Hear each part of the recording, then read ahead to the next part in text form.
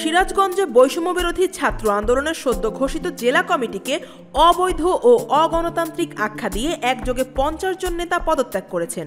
30 November press ক্লাবের সংবাদ সম্মেলনে তারা জানান, কেন্দ্রীয় কমিটি বৈধ আহ্বায়ক কমিটিকে বিলুপ্ত না করেই একতরফাভাবে পকেট কমিটি ঘোষণা করেছে। নতুন কমিটিতে বিতর্কিত ও সংগঠনের আদর্শ বিরোধী ব্যক্তিদের মনোনয়ন দেওয়া হয়েছে বলেও অভিযোগ তাদের।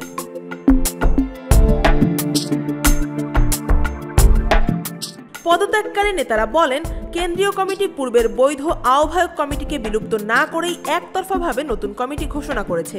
গণতান্ত্রিক আলোচনার কোনো প্রক্রিয়া অনুসরণ করা হয়নি, বরং সম্পূর্ণ গোপনে পকেট কমিটি গঠন করা হয়েছে।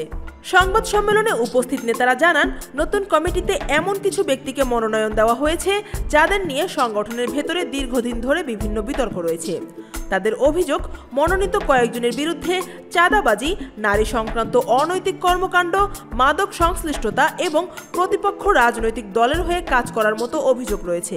এমন ব্যক্তিদের সঙ্গে একই কমিটিতে থাকা নৈতিকতার সঙ্গে সাংঘর্ষিক বলেই তারা পদত্যাগের পথ বেছে নিয়েছেন।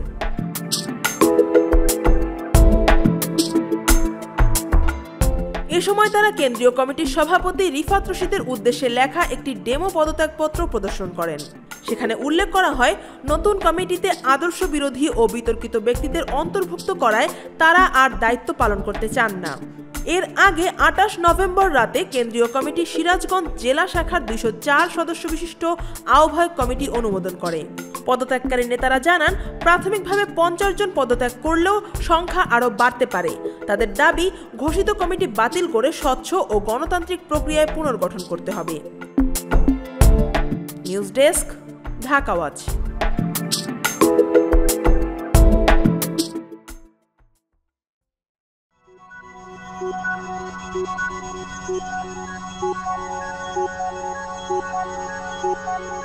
Thank you.